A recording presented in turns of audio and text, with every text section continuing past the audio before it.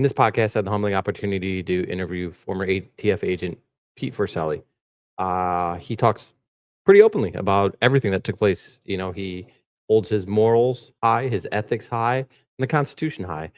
He talks about the good and some of the unethical things that were taking place within the ATF while he was there. And he came forward and blew the whistle about some of this stuff. I was completely mind blown on the good, the bad, and indifferent about what takes place in some of the federal government aspects of it. But the podcast was an absolute blast. I hope that you enjoyed as much as I did. So let me know what you think. So you got to ask yourself, why do you want to do this? What keeps you motivated to stay proactive and get bad guys off the street? The facts is a big cannon against a little tiny gun of opinions, because we've all heard people give us their opinions. Let's talk about how easy it is to get narcotics in this country. Once they're in this country, anywhere within 2 days, the drugs will be in our cities. Because we know knowledge is power.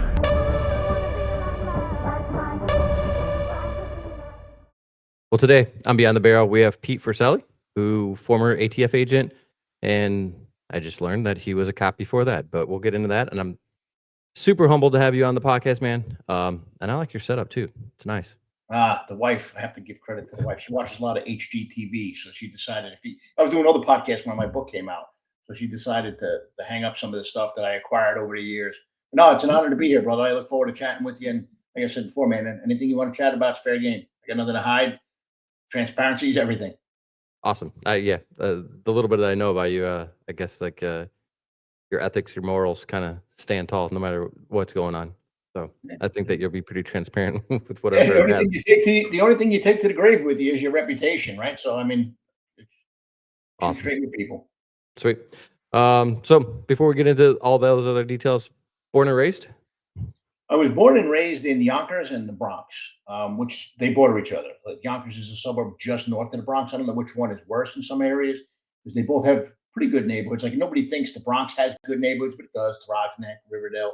And then Yonkers has, some areas that border Scarsdale, New York, and then some areas where, you're surrounded by housing projects and Section 8 housing. I grew up in one of those neighborhoods, surrounded by the housing projects and Section 8 housing, which I think, really helped me later in my career when I became a cop, because, where I worked in the Bronx, those were the kind of folks that I policed, folks that lived in the tougher neighborhoods, which was, like I said, great learning experience. But, my early life, I think, helped prepare me for it, as opposed to growing up upstate New York or something like that.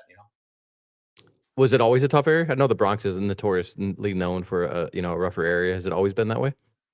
Yes, since before I was born. I mean, if you look at videos from back in the 60s and 70s in the Bronx, it was in some ways worse than when I was a cop there. I was a cop there when when crack first came out. I started in 1987. But I mean, you look at like Fort Apache, the movie, some of those areas where that movie was filmed, the Bronx was a war zone back there. A lot of abandoned buildings, a lot of prostitution, a lot of drug abuse. Heroin was a big thing. That it went away for a while, then it came back. So yeah, it was not the weird thing about New York City is everything's Manhattan, and Manhattan is heavily policed. A lot of tourism, so you have a cop almost on every corner. The outer boroughs, Bronx, Queens, Brooklyn, Staten Island's not so big. It's almost New Jersey, but they're rough in a lot of places, and they don't have the police presence that you would want, and they don't get the attention from the city. So you have a lot of crime, and a lot of people just don't give a crap. They feel like they've been kind of left in the dark, and in some ways, many of them have. It's like 5 times the size of Chicago or whatever, but similar to Chicago. Like, Chicago keeps their downtown shopping district, museums very heavily policed, very nice. But you start to get 4 miles outside of that, where depending where you're at, it gets a little sketchy. Yeah, they want their tourist money, but they don't care about their residents. Not too much. That's true. Growing up, siblings? I have a sister. My parents were together the entire time. My father was a construction worker, a crane operator. And, we grew up, like I said, in a kind of rough area. The only thing that I did as a kid, I watched a ton of cop shows, which is why I wanted to be a cop from a really young age. That plus, like I said, we lived across the street from a housing project. And there was one time where there was a shooting. Narcotics guys were doing a buy bust, and they wound up shooting a guy. And I think at the time, I must have been like 8 or 9 years old. I remember the crime scene tape, and the morgue come in, and emergency service folks and everything. And I was like, I thought it was the coolest thing, but it was also cool to me. Like the cops could go on the other side of the tape. Like they knew what was going on, and all us other people were on the outside, like just trying to figure it out. So between the cop shows and seeing that kind of stuff growing up, that's really all I ever wanted to do. I mean, I did some work when I got out of high school. I was a carpenter for a little while. I went to a trade school, did not go to college.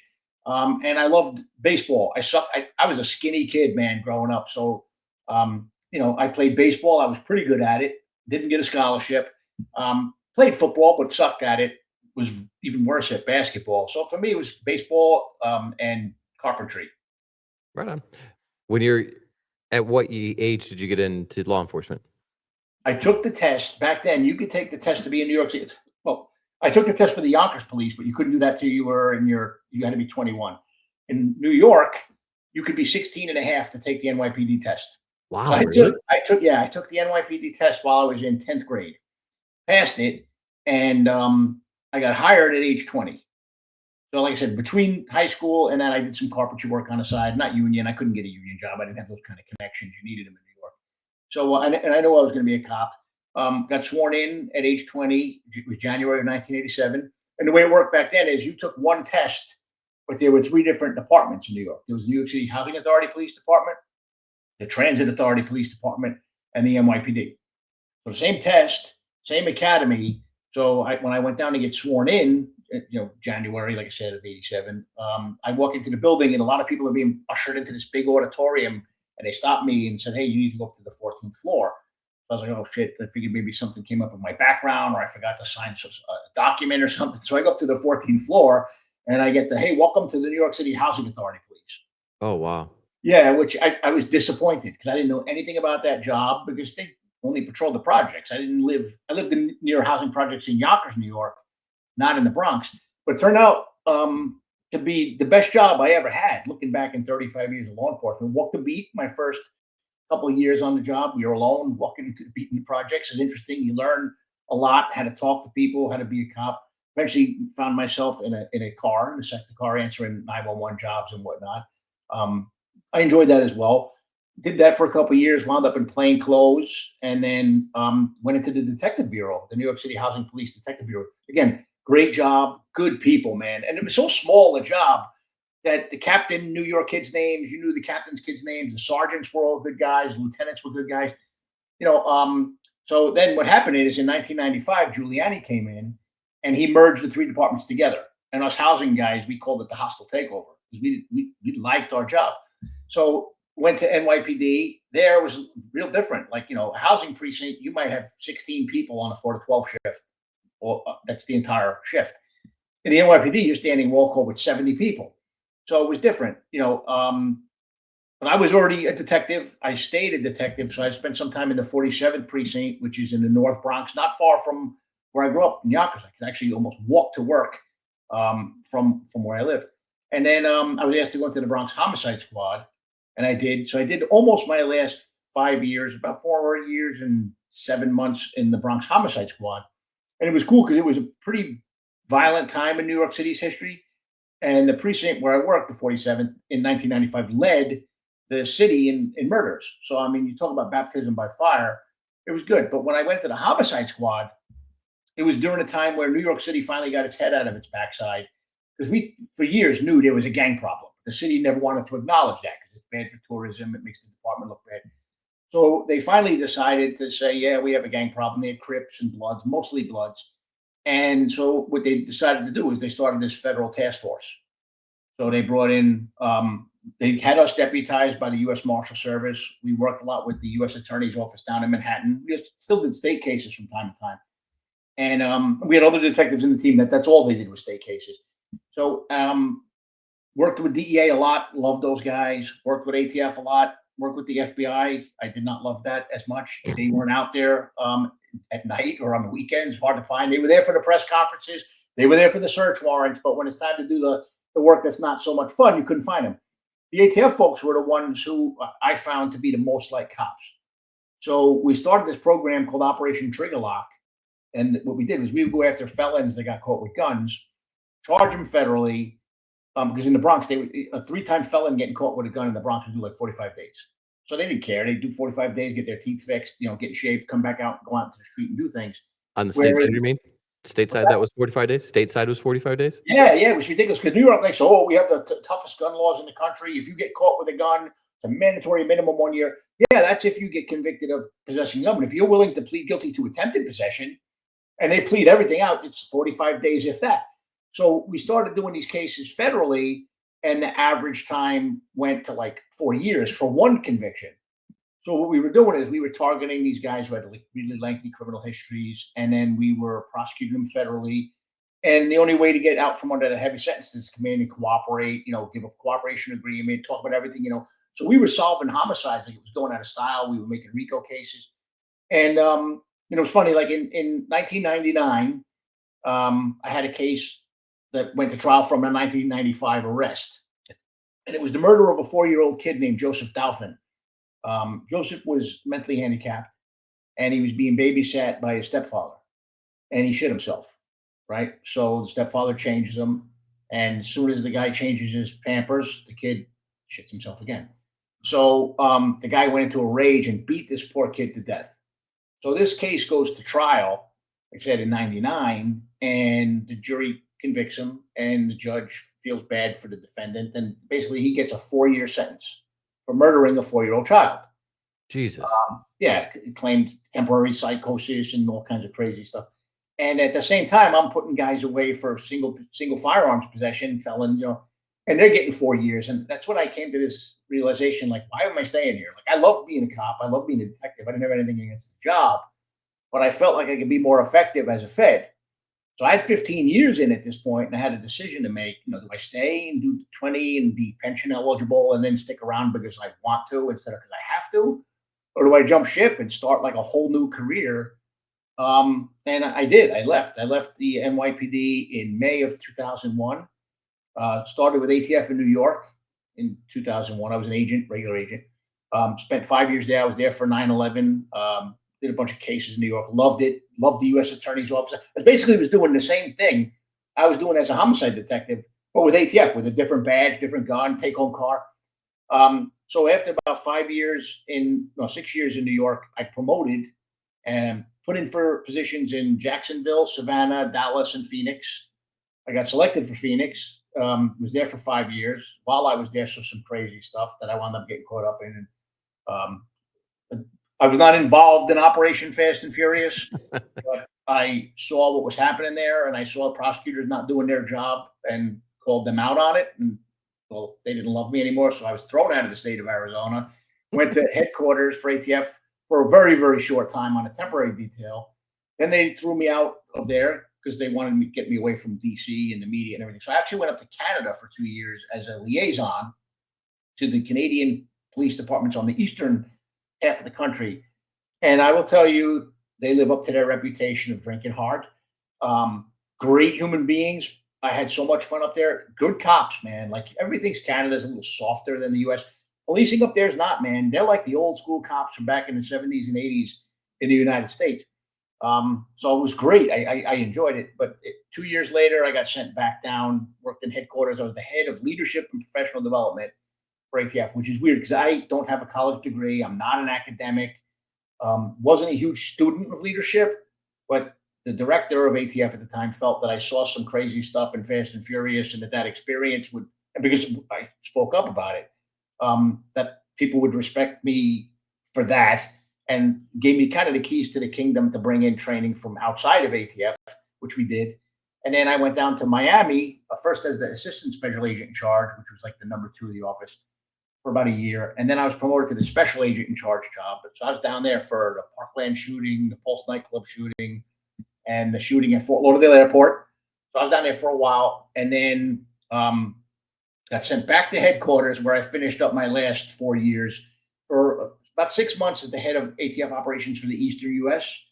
But in the end, as the head of training, which was great, man, because I was tired, man. 35 years, closing in on 35 years law enforcement. And I loved the job, but it beat me down for a while too. So to have 1 week every month that I would have to go down to the academy and talk to the trainees and not have to wear a suit because I could wear the golf shirt and the 511 pants. it recharged my batteries. So I mean, that was the high point of the end of my career, was just kind of being able to interact with the new faces coming in that weren't ground down and burnt out like I was. So I mean, that's really the rundown of my career, like the 30,000-foot look down on it perspective. Yeah, for sure, man. That's a lot. I didn't realize that you did 15 years in NYPD before you became an agent. And if you, so you can you get hired at 16 and a half then as No, NYPD? I took the test at 16 and a half, but you can't get hired till age 20 then. Now it's 21, Okay. which was weird because New York changed the drinking law. Like when I was 18, I could drink. When I was 19, they changed the drinking law to 21. I think the whole country went to 21 sometime around that point. So here I get hired by the police department, and now I can carry a gun and go out on patrol, but I can't go into a bar and legally buy a beer. So it was weird. But yeah, I was 20 when I started in the academy, and then 20 when I hit the streets. So yeah. That's crazy. There are some states that have went back. I don't know back, but you can get you could be a cop at 20 years old. And again, like the whole drinking thing, I'm like, so you could just go in the first time you're going into a bar, like you're going in to like break up bar fights and stuff. Yeah. Well, I think Steve Murphy, the guy from Narcos, he's one of the two detectives, or rather agents, that are portrayed in that show. I had a conversation with him, and I believe he may have started at 18. Again, different time. He's a little bit older than me. So it's crazy how policing certain parts of the country, different ages and whatnot. But I guess they got to hire what they need, to fill those spots. I think it's pretty evident that I'll probably be speaking at the Justice X conference, but I wanted to give my little instructor spiel like everyone else is. And the main reason is because I wanted to come in here and thank all these amazing instructors that are willing to donate their time away from their family, their profession, and their friends to come and make the profession better. I don't know how I became so lucky with the ability to surround myself with amazing people in this profession.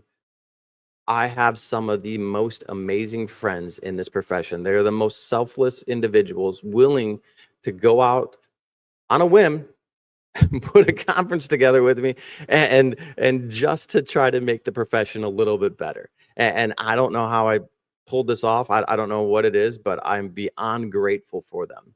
That being said, when I speak at the conference, communication is the biggest thing to me. I think that communication is the most important tool that we have as cops, and that's not verbal communication. That could be nonverbal communication. I'm going to focus a lot of my instruction on that aspect, where communication is universal. It doesn't have to just pertain to interdiction. It's all of law enforcement. If you have the ability to communicate with someone that is a multimillionaire and a guy that's homeless living on the street, your career is going to be a lot more fruitful. And you have this ability to have a lot more empathy when you're communicating and understanding and being actively listening. Someone else came up with this. I love it. So I'm going to throw it out there. As cops, we are often waiting to respond and we're not actively listening, but you can't do them both. So I think as cops, you ask a question, engage, and actively watch what their response is. It doesn't have to be such a strict format of what you're asking, chronological order or anything like that. Let a conversation flow like you're talking to one of your friends. Don't just be so rigid. And that's where I think a lot of us fail. And it's not our fault.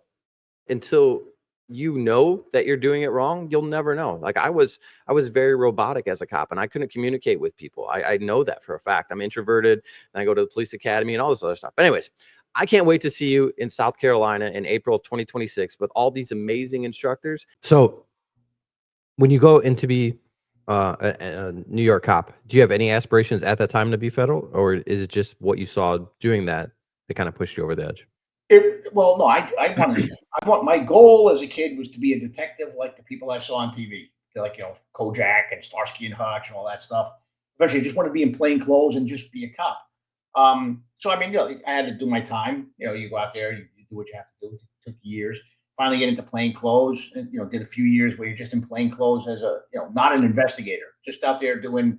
I'm not going to say jump outs, but it was close to jump out. You're responding to 911 calls. You can get a little bit closer to the bad guy if you're not dressed as a cop. And we took advantage of that. But then I went into the detective bureau, and I was thrilled, man. And when I got into the homicide squad, I was like, wow, okay. I'm now 16. Well, not 16. I had less than 15 years. I had like 11 years on the job because I did almost 5 years there. And then I just figured, okay, I didn't want to be a supervisor. But in the NYPD, there's different grades of detective. There's third grade is the lower level, then there's second grade, and then first grade. Second grade makes sergeants pay. First grader makes lieutenants pay, but they're not supervisory jobs. You're a detective. Just that's how they keep you in the investigative track, just making more money. So I just figured, all right, I'll keep promoting as a detective. Love the job. It was when I got a taste of the federal criminal justice system and seeing people go to jail for like life, or sometimes longer. And then not just that, the problem in New York City is Rikers Island is the prison there. So you take criminals and you put them in Rikers Island, which is a shitty prison. It's not a great place to be. But they're going there and they're housed with people they know from their neighborhoods. And a lot of criminals that go into Rikers Island come out better criminals with better connections, So to take those same clowns out of that circle, that revolving door of justice, so to speak, and send them to places like Marianna, Florida, or Sandstone, Minnesota, or Lompoc, California, was mind-blowing. Because, we would lock up some really hardcore guys that were in the system 10, 15, 20 times. One guy, Shatik Andrews, was arrested 96 times, had 16 prior felonies, right? These guys would laugh when you arrested them until they realized that you were feds. And the funny part is, like I said, when I was a detective working with the feds, they would think we were full of shit when we told them we're charging them federally. They would start like losing their minds when we would pass the Bronx criminal courthouse and get on the FDR Drive in Manhattan and start heading south. They're like, hey, man, where are we going? Like, federal court. They go, I thought you were kidding. I said, no, you're going to federal court. We had guys cry in the car, throw up in the car, roll down the window, man, I got to puke, rolling down the window.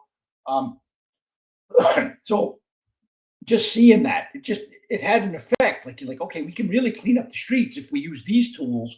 Or I felt like I was shoveling shit into the tide as a regular detective dealing with the criminal justice system in New York. So that's what made me leave. It wasn't that I really wanted to leave, but I'm glad I did it.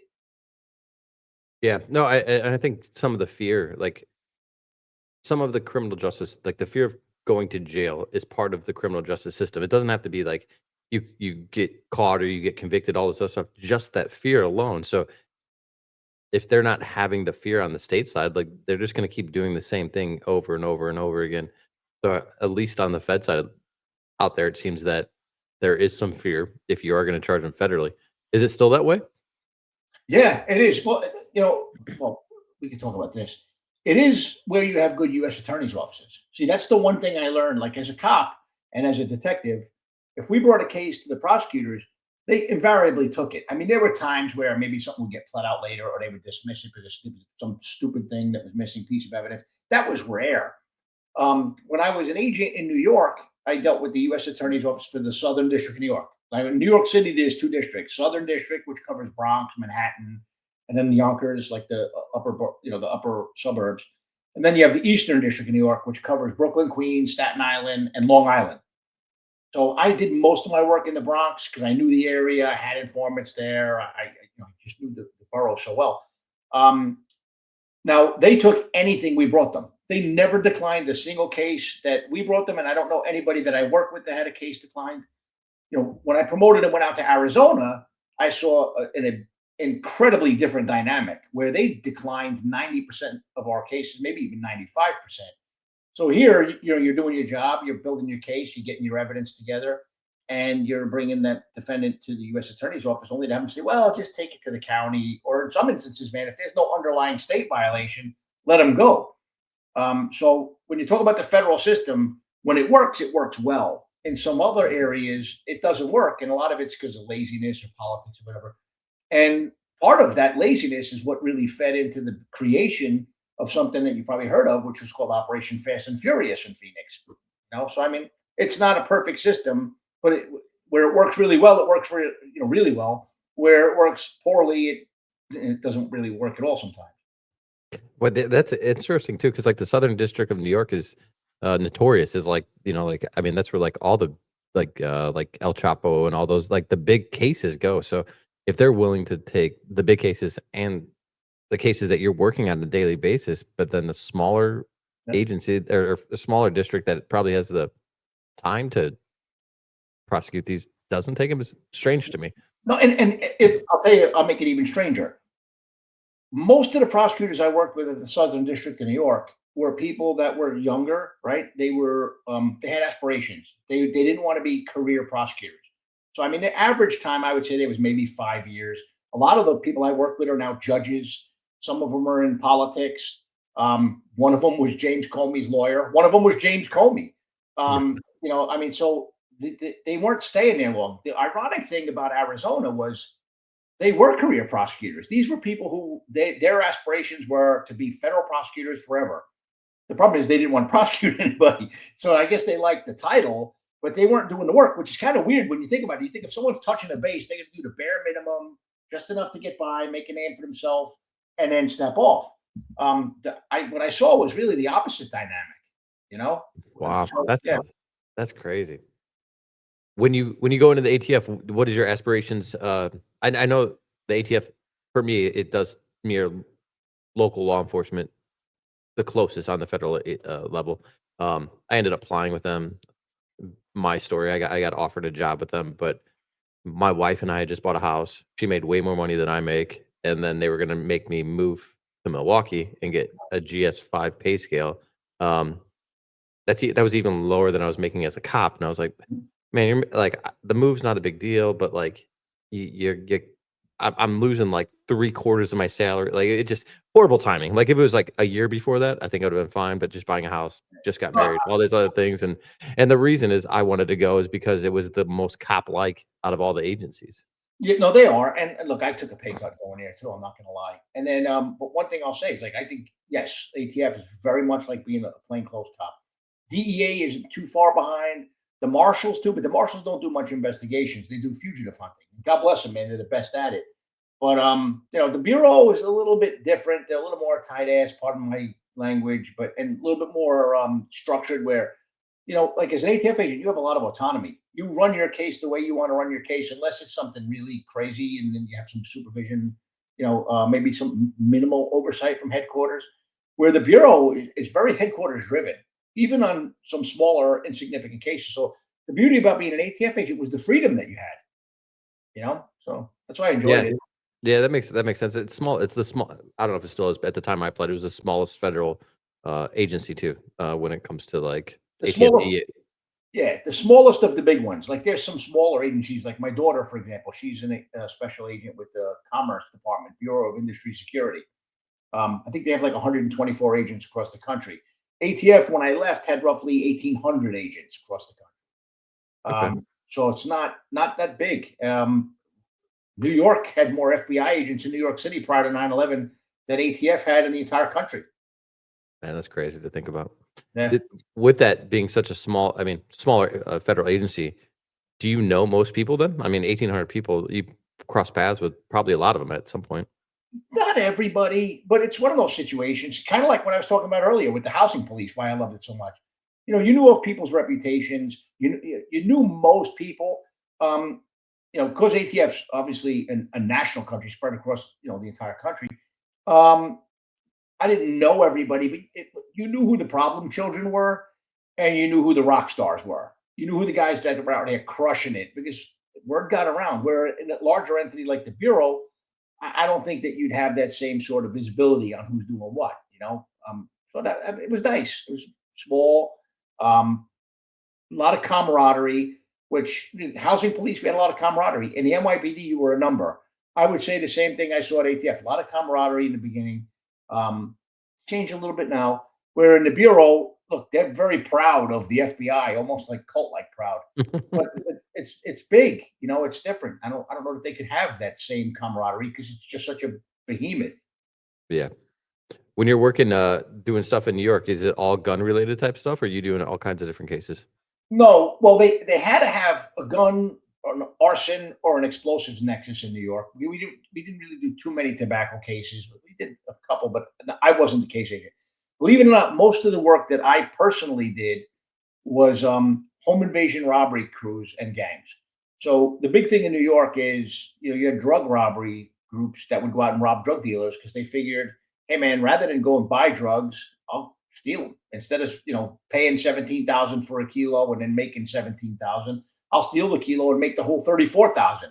So we had crews that would go out there and rob drug stash houses, and they were mostly people who were from the Dominican Republic or Jamaica, or you know, people from other countries, and sometimes, you know, Puerto Rican kids or whatnot, African Americans. most of them were immigrants.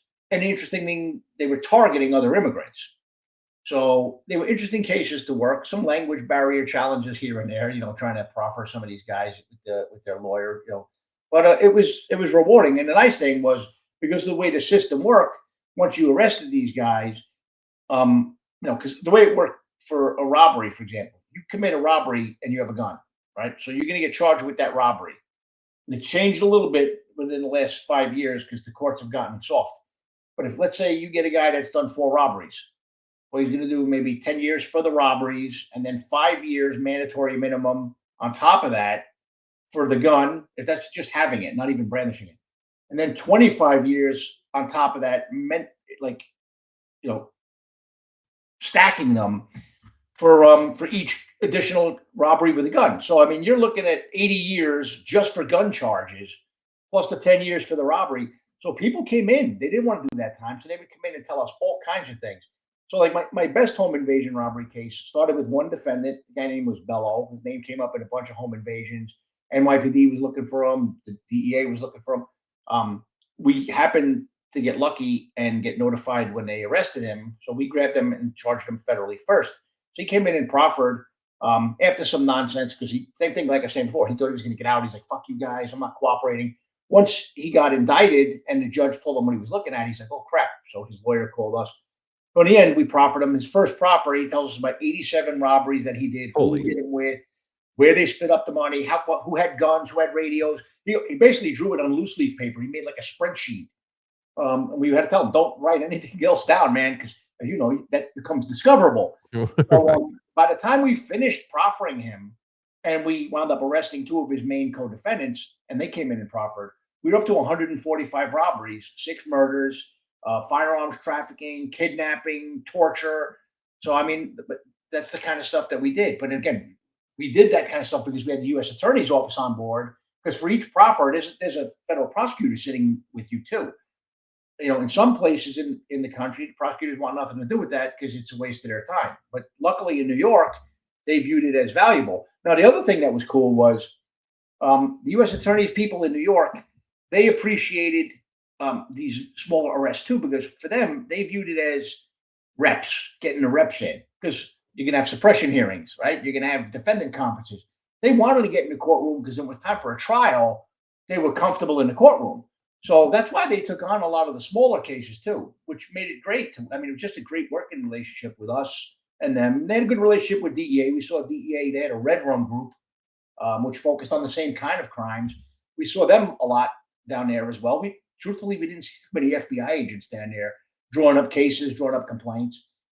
They were doing other things, I guess, but it was fun. That's crazy to me. To actually have a prosecutor with you during proffers and stuff. That's awesome. Yeah. Do you think it was just because of their age and they wanted to like immerse themselves in this whole type of, I guess, judicial system, so they know everything about it? And no, some of these prosecutors were old men that really? were doing their time. Yeah. So I mean, it's just that was the office's culture. As you know, culture in an organization means a lot.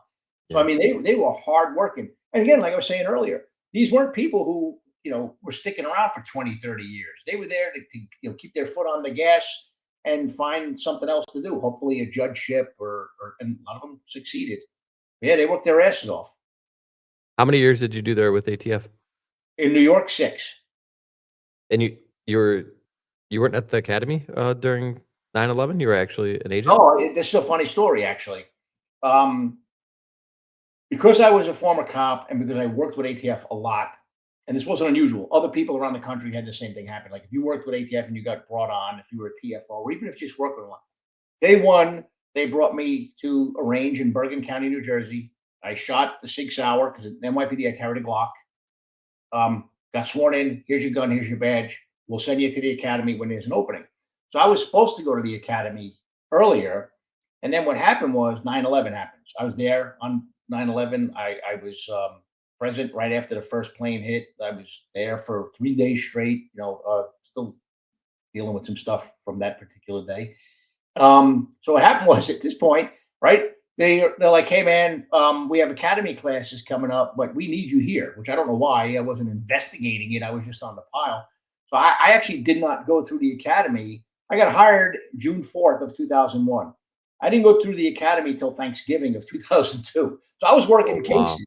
I was working cases without even having gone through the academy.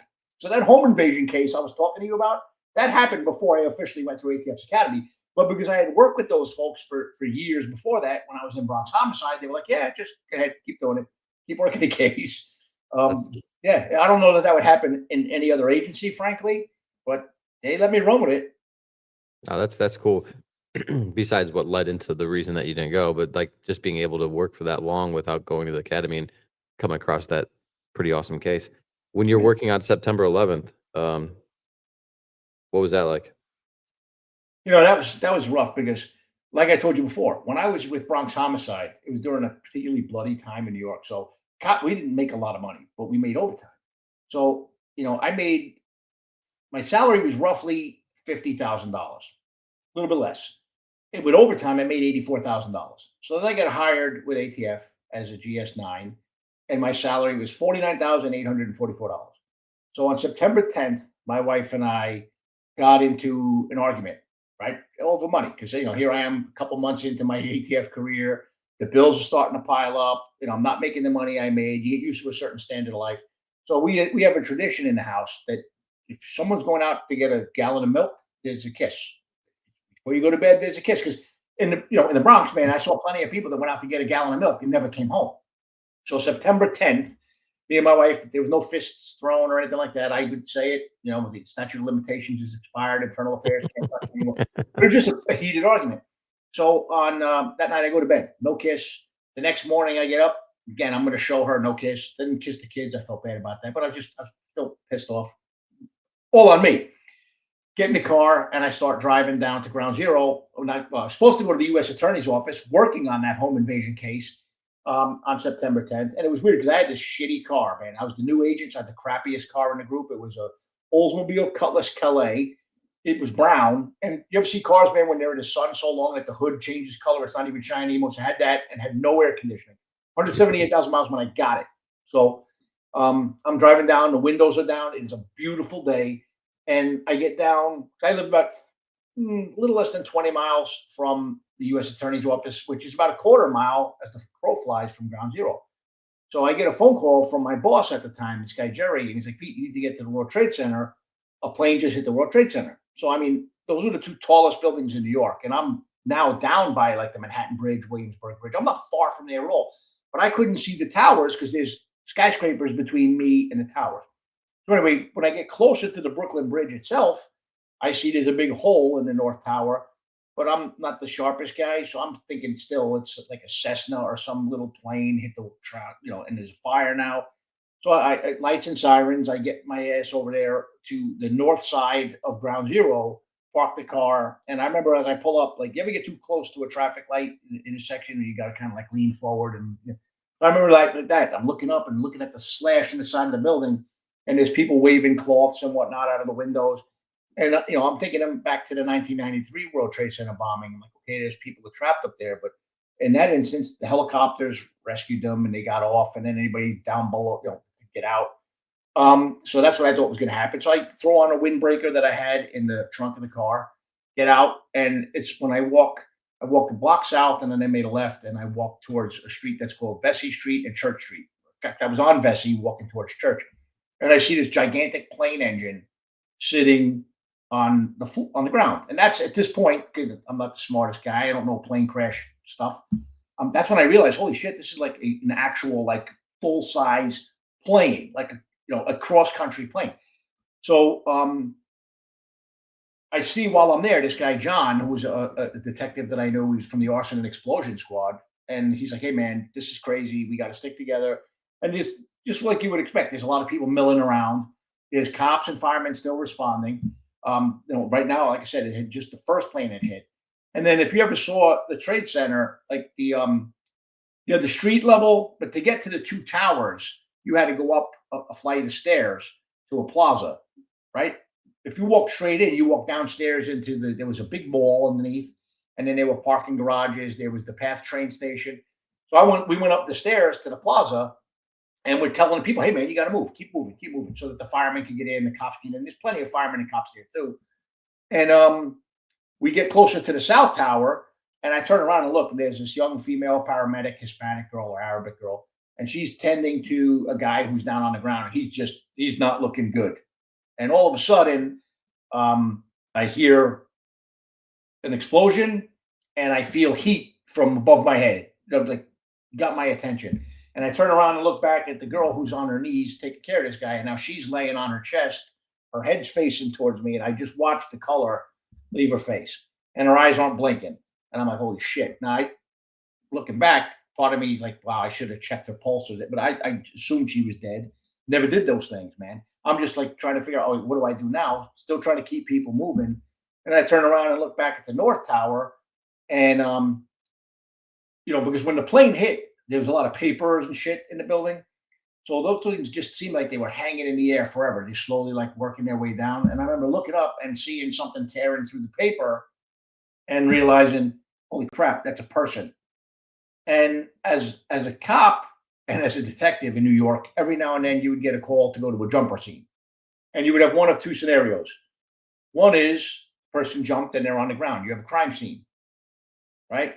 The other scenario is you got a person sitting in a window ledge or sitting on a rooftop or sitting on a bridge threatening to jump. That really is not going to jump. They just want to be talked off. I never saw a human being fall from that kind of height. So I remember like literally tensing up like I'm going to get punched in the face. Guy didn't want to hear what it was going to sound like when that person hit the ground. And I sure heard that sound. I still hear that sound. And then I remember a short time later seeing another person doing the same thing, but that person, instead of hitting the ground, they hit like one of the overhangs under which they were triaging patients. There's one of those things, that juts out from the building that you can get out of the rain. And that's at this point, I'm like, this isn't even safe here anymore. So I went back along the edge of the plaza and went back down to Church Street. And when I get down there, I run into one of our assistant special agents in charge, which in the ATF world would be like the number 2 of an office. And he grabs me and he goes, hey, man, I need you to do me a favor, Pete. He said, you need to get all of our people and tell them to get their asses to 90 Church Street, which was where you're supposed to go if there's a fire drill or something. You go to a place and they can count heads to make sure everybody's accounted for. Nobody went to where they were supposed to go. So I'm like, okay, I want to help. I'm a new guy. I don't really even know everybody, which was weird. I didn't know all the ATF people at that point. So I'm like, okay, I'm going to do this. But I could have walked past ATF employees and not even knew they were ATF employees by that time, because we weren't all sitting in the same office. We were spread out a little bit in buildings. So I'm walking south, and I remember getting to there's a hotel called the Millennium Hotel, and I see this guy on his knees, like weeping, and I recognize him. He was a guy, Steve Rodriguez, who was a cop with me, detective rather, in the 47th precinct. And I'm like, hey, bro, are you okay? He said, Pete, I don't know what to do. He's like literally like coming apart. So I'm like, Steve, what can I do, man? Are you okay? He's like, my wife is trapped in the building. So I'm like, oh shit. Like, what do you say? So I'm like trying to give him some words of comfort. Probably didn't give him any comfort, frankly. Spoke to him for about 2 minutes. And then I got to go try to do what I was tasked with doing, which is to go find the ATF people. So I walk another block south after dusting him off and hopefully making him feel a little bit better, that he'll probably be okay. And I get down about a block further. There's a store there called Century 21. And I finally run into 2 ATF people. This guy, Jason Zamaloff and Sal Emilio. So they're just standing there. And I asked them if they'd seen anybody, and they hadn't at that point. So now we're looking across the street at the South Tower, which had been hit most recently. And as I look, I see roughly 10 emergency service unit cops from New York. They're like SWAT team, rescue people, hybrid unit. And I know 3 of them, Vinny Dans, John Coughlin, and Walter Weaver. I had worked with John. He was a housing sergeant in my first post. I went through the academy with Vinny and went through field training with Vinny. And then Walter Weaver was a young cop who used to come up, sit in the detective squad. He loved to talk about watches. We would talk about watches all the time. I loved watches back in the day. I'm watching them walk, and Vinny Dans looks across the street at me, and he's like, what's up? Like with the jacket. Because I left the NYPD on a Friday and started with ATF on a Monday. There was no retirement party. And the NYPD back then was 41,000 people. So he didn't even know I was an agent. So I'm like, I kind of put my hands up. I said, I guess we'll talk about it later. And I'm just fixated on them as they're walking in. And they walk not into the plaza. They walk underneath to where the mall is and everything. So they're walking from ground level, walking right under the plaza. And I'm just watching and watching and watching. And all of a sudden, Jason Zamaloff, who's to my left, he grabs my shoulder like, boom, loud, hits me like hard. And he says only one word. He's like, run. And I remember like looking up, and if you ever see the way the South Tower fell from where we were standing, which was on the east side, it looked like it was toppling like a domino, right? But what happened was the top canted and then the building fell down. So I didn't even know which way the building was falling. I thought it was falling like a domino. So I started running back north, the direction I was coming from. So I get about a block and I get hit square between the shoulder blades with something. I had no idea what it was. And it didn't, I'm not going to lie and say it hurt me or injured me, but it got my attention. And I did what they teach you in training, right? What happens when you're under assault? You get small. So I see a bunch of police cars and I see a fire truck. And I knew I'm not going to fit my fat ass under those police cars, but I can fit under that fire truck. So I get down on my hands and knees and I roll under this fire truck. And then, again, I'm not the sharpest guy, out there. It comes to this epiphany. Hey, asshole, this fire truck's not going to support the weight of a falling building, right? So then the dust cloud rips through. And I don't know if you ever saw the footage of how that cloud blew through, but it blew through with force. So it hits me in the face. And now I'm sitting there and my eyes are blinking and it's like sandpaper in your eyeballs. And I'm saying to myself, I can't see. And now I can't breathe. And I'm going to die under this truck. So I rolled back out from under the truck and ran north back up Church Street because that's the only way I knew, where I came from. And I remember running into a building because someone saying, hey, over here. Sounded like someone who was offering help that didn't need help. And the guy grabbed me, brought me to a water fountain. I washed out my eyes. And yeah, from that point, man, I spent days down there just trying to see who we can help. But it was weird because people were either buried and dead or were able to be ambulatory and get themselves help. Because there was one point where my boss told me one of our female agents was trapped in a car. Her name was Kara. So myself and another agent named Bill Sheldon, we went and found Kara trapped in a car. And originally we figured she's saying she's trapped in a car. It's going to be, is a girder fall on the car? Is the roof crushed? No, what it was there was so much dust and minor debris on the car that she didn't want to get out because she was pregnant. So me and Billy took Kara out of the car and we didn't have to carry her because she could walk, but she was like, she wasn't herself. So do you ever see like when somebody's like kind of just, you got an arm over the shoulder, you kind of helping them walk, but yep. So I don't want, like I said, I don't make it sound heroic like we carried her to the hospital. Well, we walked her to Beekman Downtown Hospital, and I remember as we were going down the stairs by One Police Plaza, you could start to see the front of the hospital, and you see all these gurneys, and you see people out in scrubs and people with the white lab coats, and all the gurneys were empty. We finally get Kara to the gurneys. It was great for her because she was descended upon by like 5 doctors immediately, but they're almost yelling at us like, hey, man, where is everybody? Like, we have a mass casualty set up here. Where the fuck is everybody? And I'm like, so sorry for the language. And they're like, we don't know. I expected to see a lot more people there too. So it was crazy couple of days. So, but I didn't actually get home till the morning, not September 12th, but September 13th. Wow. Yeah. And so what happens? I get home on September 13th. By that time, they got me a new car. My car got crushed. They had a command post set up. But the car literally still had the sticker in the window, right? How they got it, I have no idea. Didn't have a radio or anything in it yet. And I remember driving home and I'm pulling up to my house and I see my wife and my kids coming down the stairs. They were in their Catholic school uniforms because the schools where I lived sucked. You either sent your kids to Catholic school or they were retarded like me. And then I see on the other side of the street, there's a UPS driver. So I get out of the car. I'm still covered in debris. I still have the rain jacket on. And the UPS driver comes running over and he hugs me and dust goes flying everywhere. And he's crying. The guy's like crying on me. I'm like, hey, it's going to be okay, brother. I'm all right. But I turn to look at my wife and she's like kind of stoic. And I said, is everything okay? She's like, we'll talk when I get back. I was like, okay, whatever. So, I said, is that what's going on? She goes, listen, when the South Tower fell, I sent my mother to pick up the kids from school. And for the past 2 nights, we sat in the house and waited for a chaplain to knock on the door. Because I'm such an asshole that I was doing what I was doing what cops do, rescuing, helping, trying to do this, trying to do that. I never called home. So my wife for 2 nights thought the last conversation that we had was a fucking argument over money, which to this day hurts my fucking heart. Yeah, that's rough. It bothered me. That's crazy though. I mean, I guess cell phones, the cell phones were kind of out, but you just. No, the cell phone, what happened was that if you remember the 2 towers, the South Tower was a flat roof. The North Tower had a spire on it. that spire was the cell tower for all of Lower Manhattan.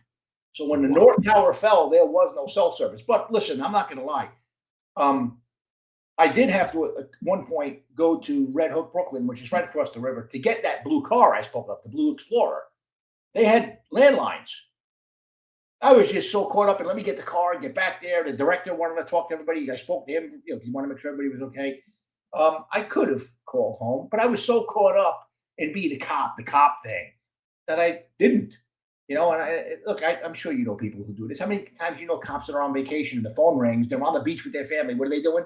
Pacing along the water edge, talking about some case or some other nonsense. Dude, I did that for years where I put the job before family. And that's something I didn't learn to fix until way later.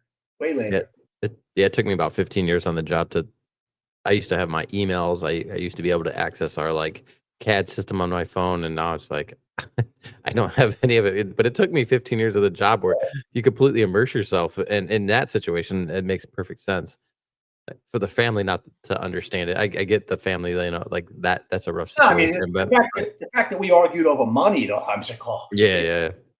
So that's rough. Looking back, September 11th. Such a, I don't even know how to, a world-changing experience, and you're right there the entire time.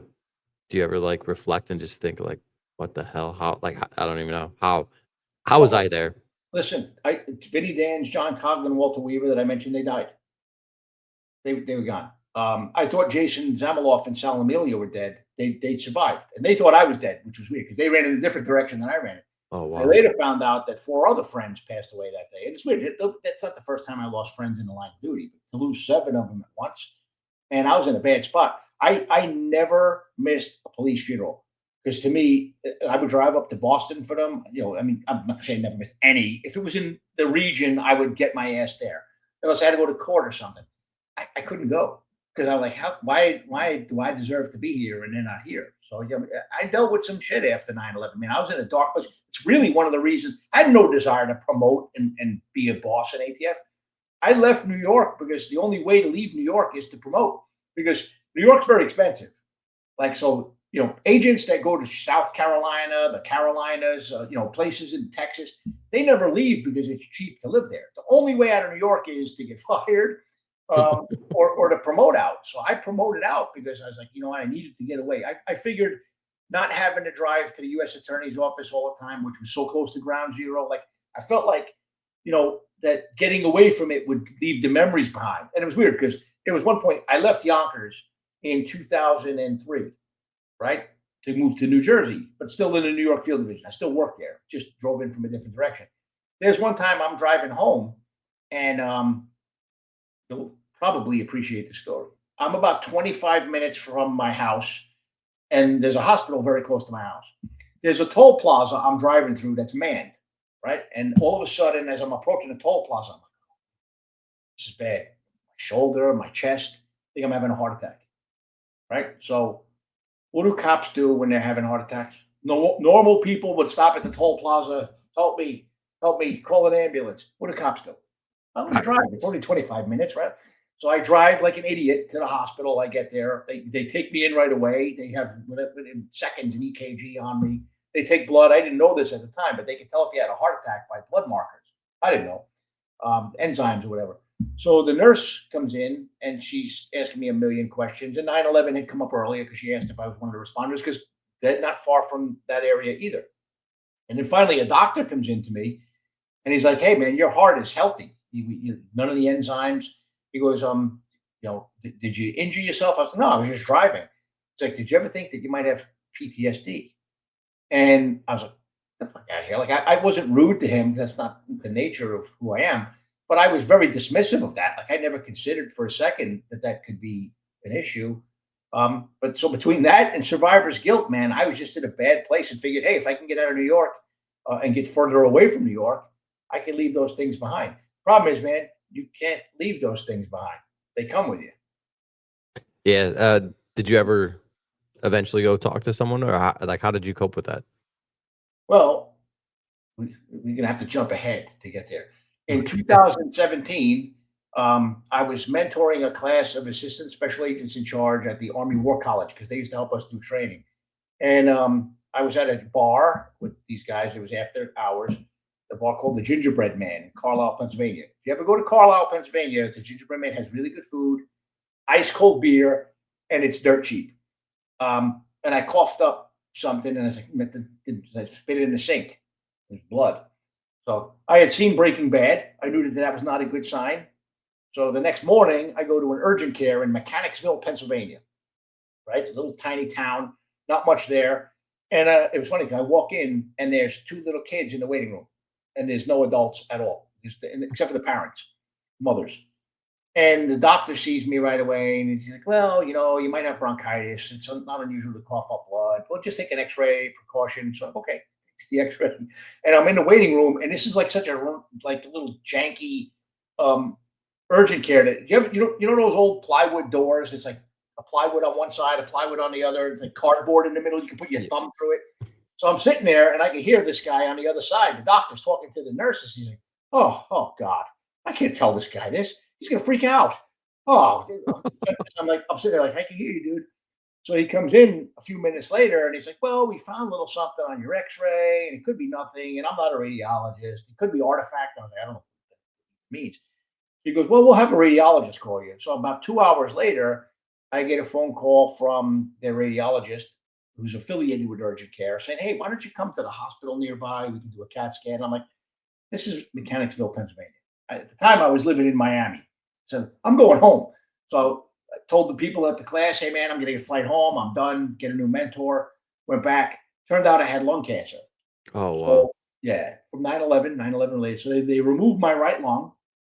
And it wasn't until I came out of surgery and saw my wife and daughter standing there crying. And my son was with the Coast Guard at the time. So he was out at sea doing Coast Guard stuff. And I was thinking to myself, here I had all these memories, all these cases, and all this crazy shit I did in my career. And I'm looking at my wife and kids, and I remember we went on vacation, like I was saying before, and I remember taking phone calls from work and had good memories. And I love my family, don't get me wrong, but it's like I always put the job first. And here I'm because of this job, I'm now down a lung, and my head wasn't right. And I finally said, something, I came into this profession whole. I'm going to leave as whole as I can be. And that's when I finally decided to start thinking about talking to somebody. It actually wound up talking to a guy. He's prominent down in South Florida. He's a meditation guy. He was a former doctor. His name's Anthony Profeta. And he talked me into trying meditation, obviously recommended if I explore medication. And it turned out that talking to him and the medication wasn't my thing, but meditation was. And I was able to bring my blood pressure down and just get my shit together. But no, man, for a long time, I was in denial. And I'll tell you what, man, I don't know if you know people like this. I was so in my own head after that I'd be sitting there on the chair watching TV, and my wife would have to call me like 2 or 3 times before I said, "Huh?" And I wasn't even watching TV. I was just staring at the TV, not even absorbing what was happening on the television. Yeah. And I was so far into my head, like just living back in those days, hearing those sounds, missing friends, thinking about other stuff. So again, I spent quite a few years, about 16 years in a place because I was in denial where I could have really had a better life if I had asked for help sooner. But man, I came up in this job during a time where you didn't ask for help. If you did, there was something wrong with you. Yeah. Which I'm glad that the profession has pivoted away from that, because I could have had a better life and been a better father and a better husband for over a decade more had I not fallen prey to that nonsense. Yeah, within my 5th year, there was I was involved in an incident where someone ended up losing their life, and I wasn't dealing with it right, and I went to one of the admin, and I was told that person's a POS.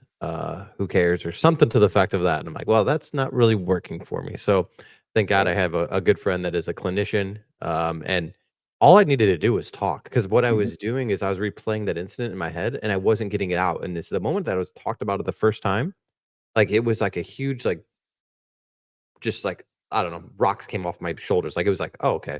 And now it's like easy, but it was like that first time that being open and honest and being able to talk about it, not having the fear of there's something wrong with me because I'm having, these thoughts. Like most people shouldn't see that shit anyway. So like, um, yeah, early in my career, but I think the past 10, 13, 15 years, it's been the profession is very open to an understanding of what cops deal with and talking about it.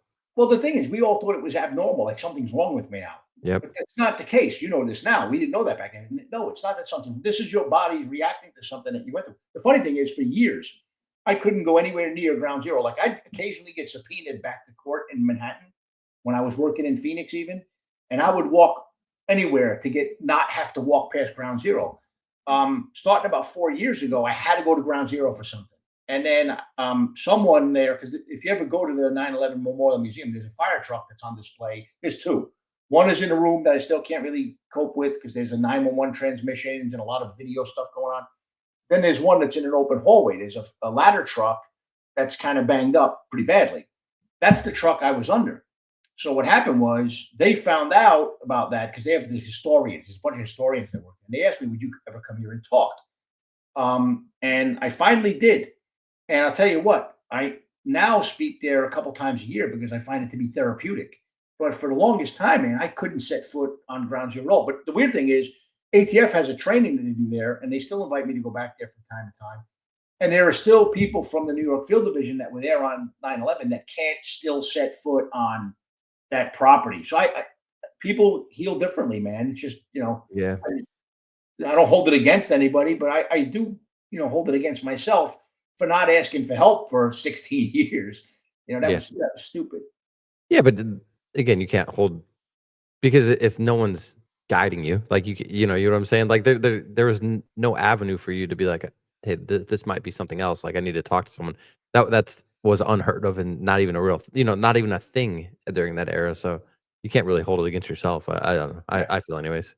If you don't know that it's out there and you don't have the avenue to get help and you don't even know that you need help, then what are you supposed to do in that situation? Yeah. Well, my mistake was I decided I'm going to run away from it. Went to Phoenix, figuring I would get away from all the pressure of that. And when I get out to Phoenix, I see some stuff that's just crazy and get caught up in that whole Fast and Furious mess. So here I figure I'll get my family and everybody. We'll get away from the pressures of this job and everything. And so it was like the essence of jumping from the frying pan directly into the fire. That was just crazy. So yeah. Before we touch on that, what do you think, if you can talk about it, what do you think is it like the survivor's guilt or just everything that you saw, the accumulation of both? Oh, For oh, that both? Okay. yeah. I was just curious. I mean, I couldn't go to those funerals, man, and I felt guilty about it. Look, I felt bad that I couldn't go because I was upset that why am I still here? And then they're there, and then like afterwards, you're like, wow, I should have went because those are my friends, and I should have paid respect. I mean, but you know how it is. You start thinking, you're almost thinking in like circles. Your yeah, head's going 100 miles an hour. So then you finally come when you start talking to people about it, you realize, wait, Pete, I might not have been able to go too.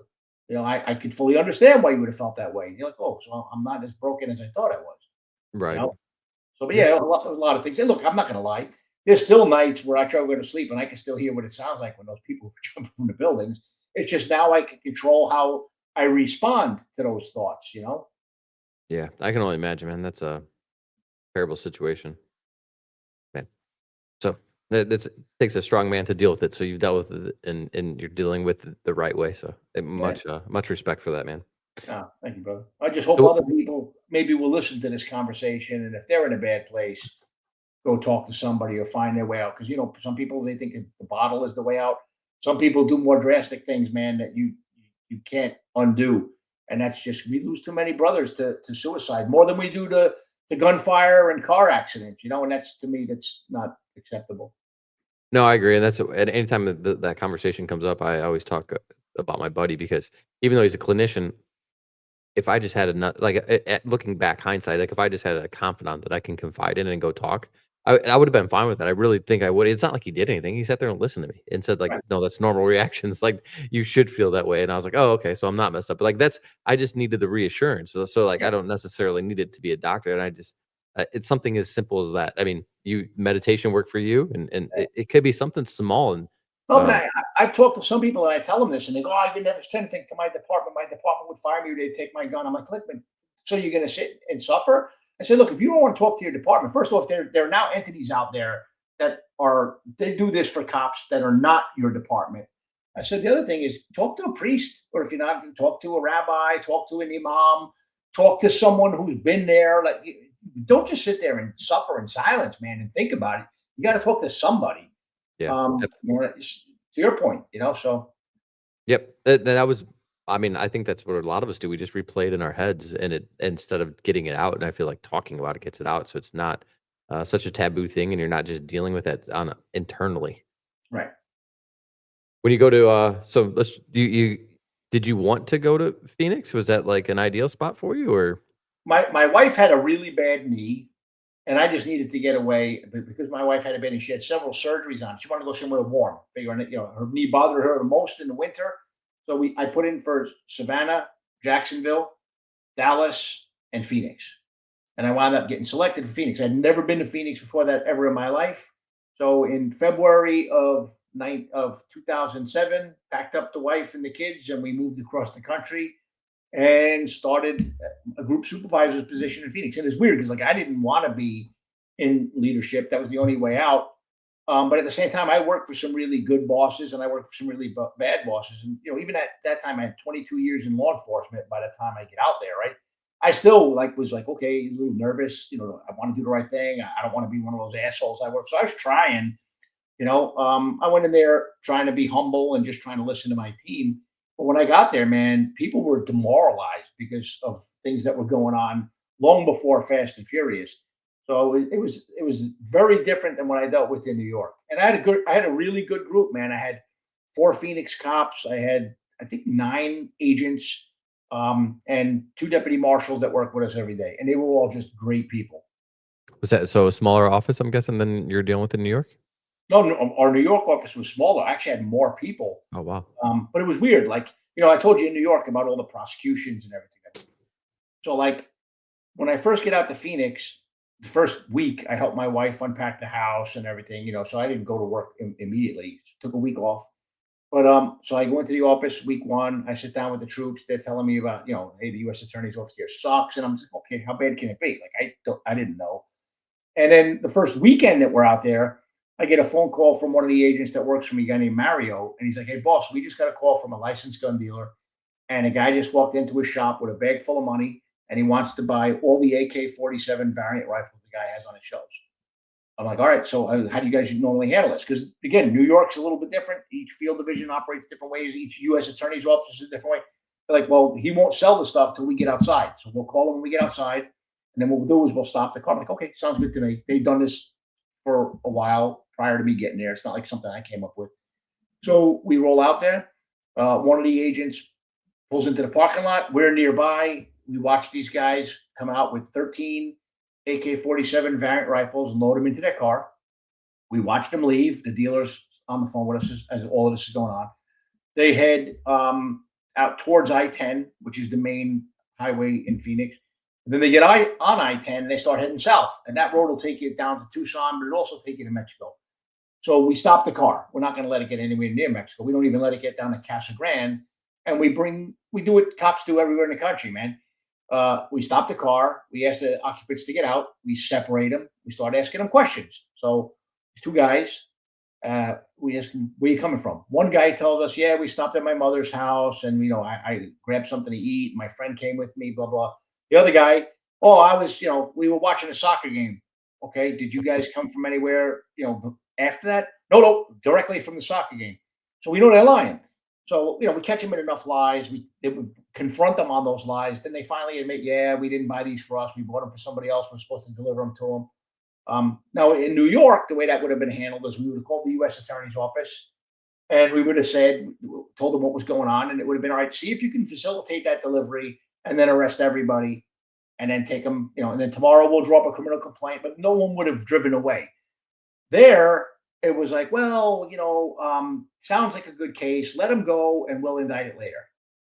I was like, okay, different. So I asked my agent, said, do you guys ever just arrest people on the spot? No, we're not allowed to. Like, okay, that's unusual, but whatever. That's how they do things here. I get it. 9th Circuit, different district, whatever. So did you seize the guns at least, or no? Yes. Oh, yeah. Okay. So we have the guns. So what would happen is I would watch that same scenario unfold again and again and again. So like when you hear these people talk about, oh, the gun dealers are shady characters. No, man, the gun dealers called us.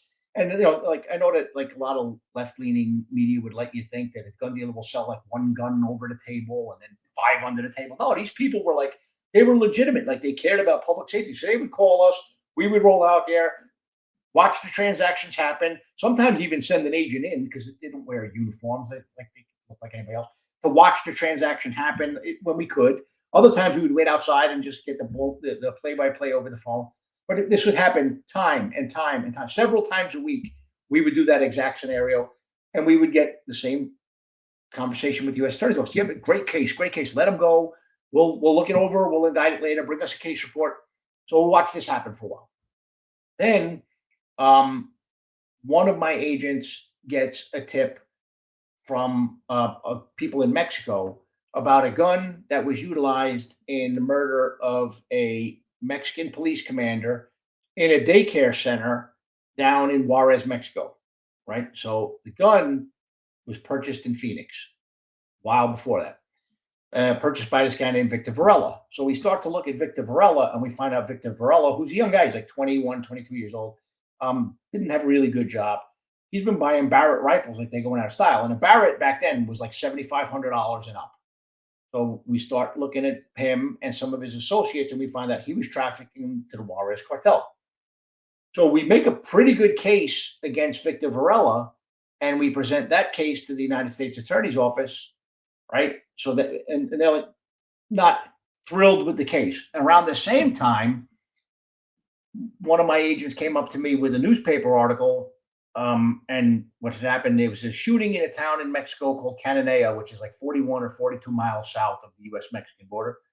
And in this shooting, 24 people were shot. 4 of them were police officers that were killed. They were 21 shot and killed. 4 other police officers were kidnapped because the cartel doesn't do drive-bys like they do in Los Angeles and Chicago and New York. They roll in caravans, of multiple vehicles. And so these other 4 police officers are taken into the desert, beaten, and left for dead. One of the guns that was found at the scene was an AK-47 variant rifle that had been purchased in Phoenix 48 hours earlier. Now, we in ATF, they have this thing called time to crime, which means like that from the time a gun leaves a gun store to when it's found at a crime scene. If it's 2 years or less, it's kind of considered might be suspicious. Most people hold on to guns a little bit longer than that, but it could be nothing. The guy might have bought it, shot it, said, I hate this gun, or hey, I had a kid, I decided I didn't want to have guns in the house. So people have legitimate reasons why they might not have that gun. But 2 days is like highly suspicious.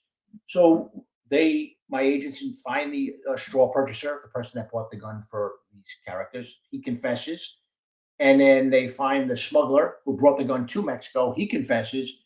And the U.S. Attorney's Office comes up with this new policy within their office that when the gun is recovered in Mexico, right, their new view is that the body of the crime is in Mexico. So they will not prosecute the case. Now, the problem is we're charging people with lying on that form, the Form 4470. That's the actual charge. We had the original form with pen, ink signatures in hand. And they were like, nope, our view is that the body of the crime is in Mexico. Nothing to see here. Unless you can get the gun back here, we're not charging. You can't bring the gun back. It's evidence in Mexico. Right. So now I have that going on. Then we had another meeting where we did have an informant who had a bunch of those cases that weren't yet prosecuted, right? Gun trafficking cases. One of the people who used to call us from in one of the gun shops, but he was involved in some other things too. Great informant.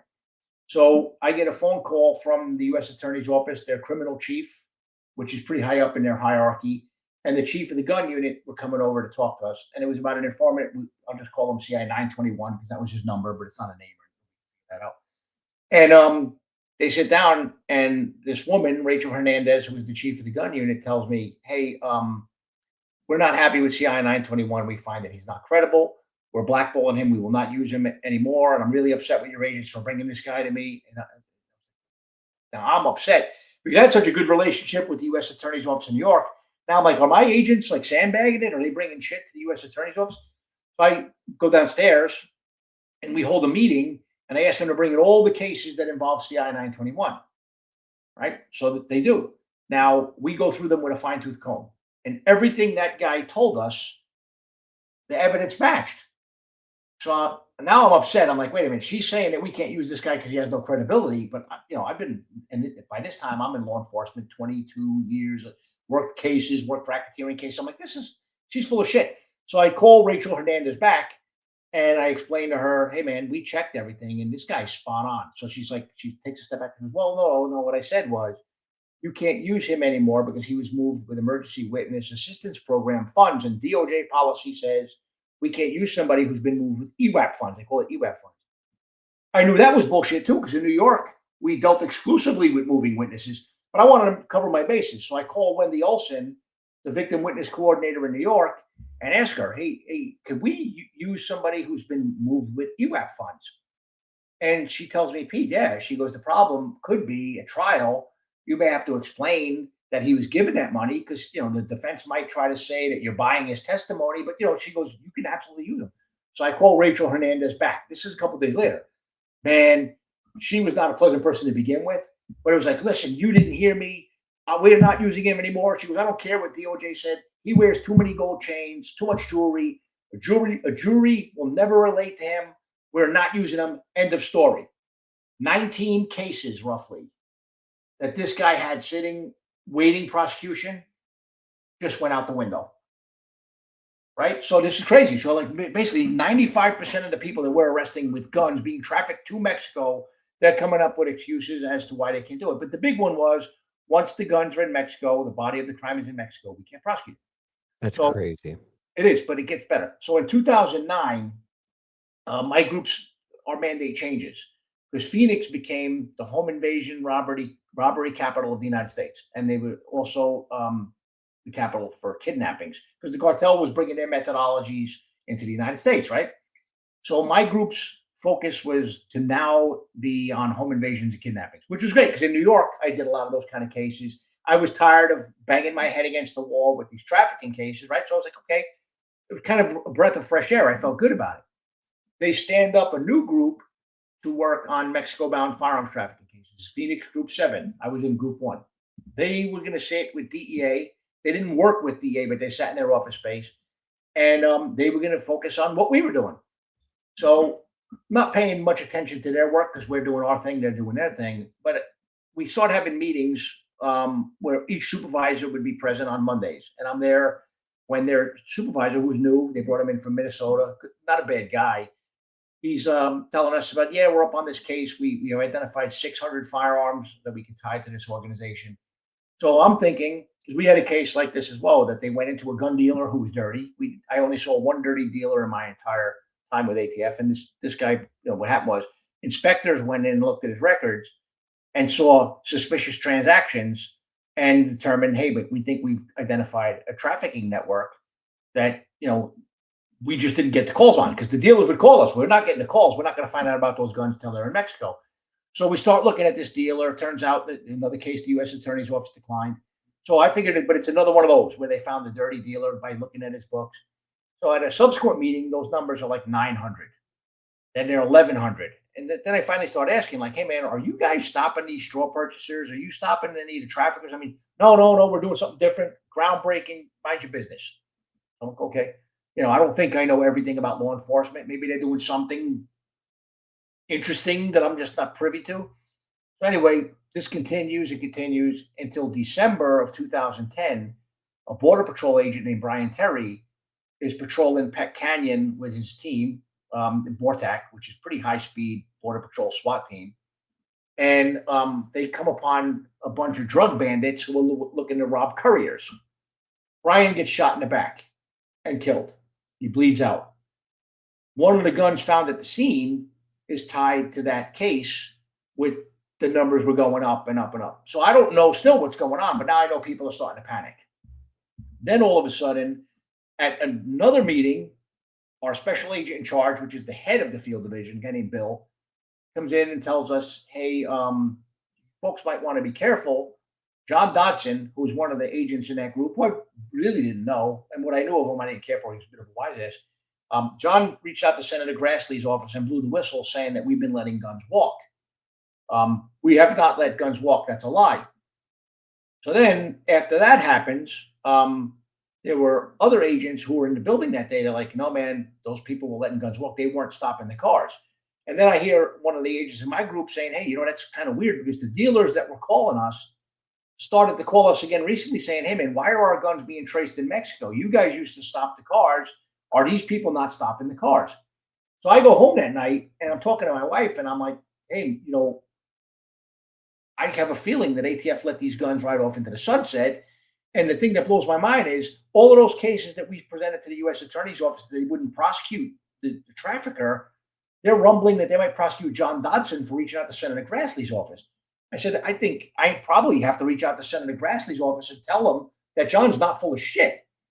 And my wife looks me dead in the eye and says, well, if that's the truth and you don't call Grassley's office, then you're not the dude I married. You better get on the fucking phone. So the following morning, I wake up and I call. I remember the guy's name was Brian Downey. I say, hey, Brian, listen, I know that Eric Holder and DOJ and ATF are telling you that ATF doesn't walk guns and that John Dodson is a liar. I'm calling you to tell you that he's not lying. And if you give me a subpoena, I'll tell you everything I know. But the thing that blew my mind, brother, and I wound up getting subpoenaed and it turned to a 4-year ordeal. But think about this for a second.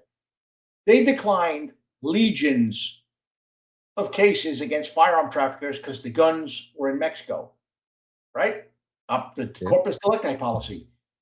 In Operation Fast and Furious, those same prosecutors come up with a strategy to let the guns go to Mexico. It made no sense to me. What was it?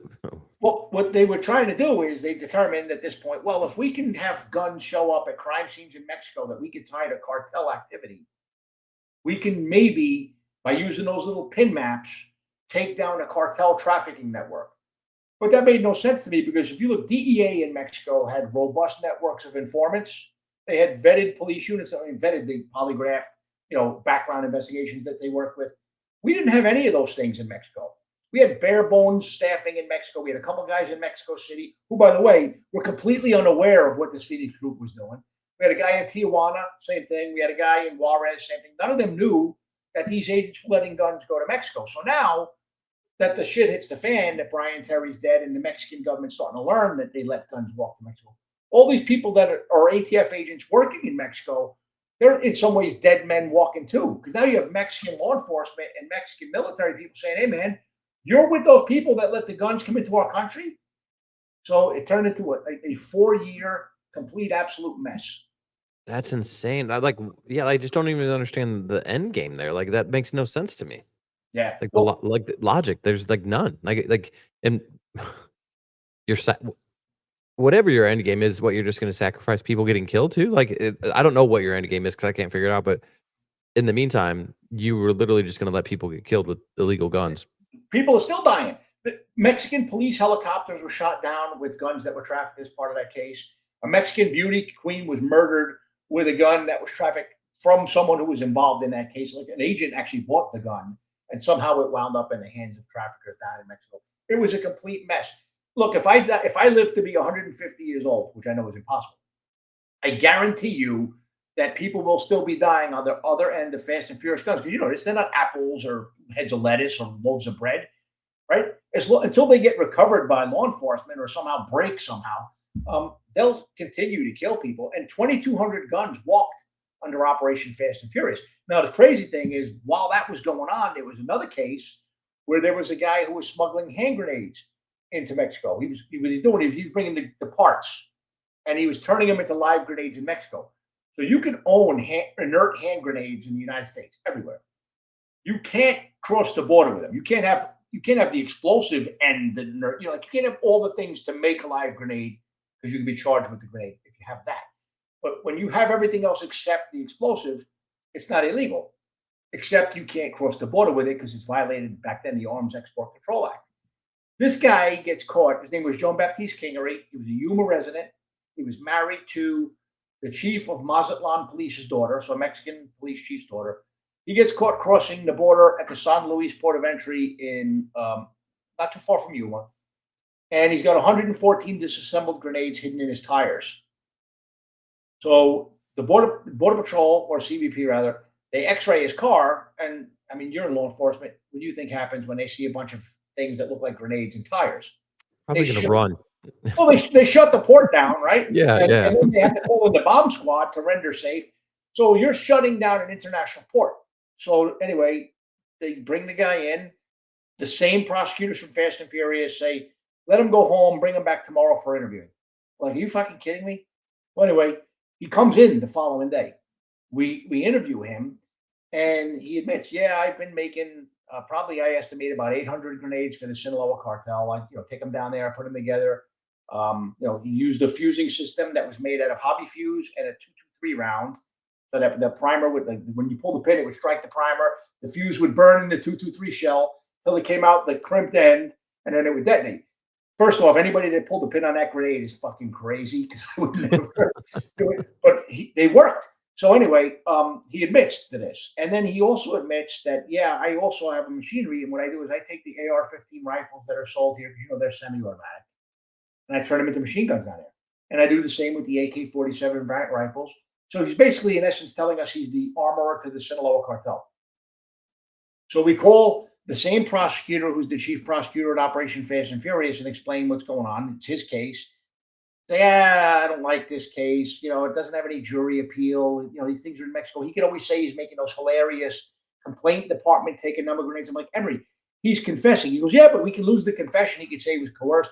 Let him go. I said, so now I have at this point, we have an ICE Immigration Custom Enforcement lawyer is in the room with us. He starts to argue with Emery. So Emery says, you know what, let's try to see if we can get a little more. So now I'd never interviewed a guy twice in the same day, right, for a crime, too intensive. So we bring him back in. Like, we do not want to let this guy walk out the door. So he comes back in. We go over everything in. Is there anything you forgot? Oh, yeah. You know what? Thumb drives. Okay. What's on the thumb drives? He goes, well, I don't bring thumb drives, into Mexico. I bring them back. Why? Well, sometimes the guys in Mexico want to give orders to people in the U.S., who owes money, who needs to be taken care of, and they'll bring it on a thumb drive, and I'll just hand it off to cartel people here. We called the U.S. Attorney's Office back. He's talking about his kidnappings, killings, whatever they got to do. Nah, we don't like it. Let him go. We can always indict it in the future. And I'm arguing with them like, hey, man, I've heard this story before. So now I call the Southern District of New York, who was trying to do a case against the Sinaloa cartel, unrelated. You kind of talk. They did the Chapo Guzman case, right? Mhm. Like, can you bring this guy into your case? They couldn't. They go, hey, if you can show us one wire transfer to one of our banks here in the Southern District, or that he ordered parts from here, we'll gladly take it.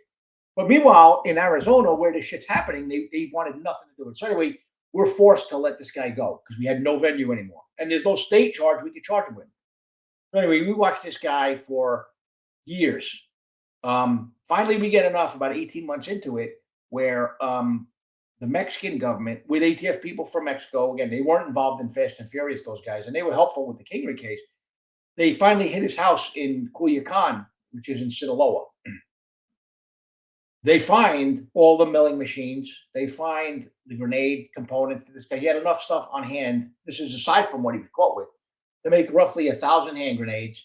And then they learned that not only was he making these fully automatic weapons for them and hand grenades for them, he was running a school on how to do it.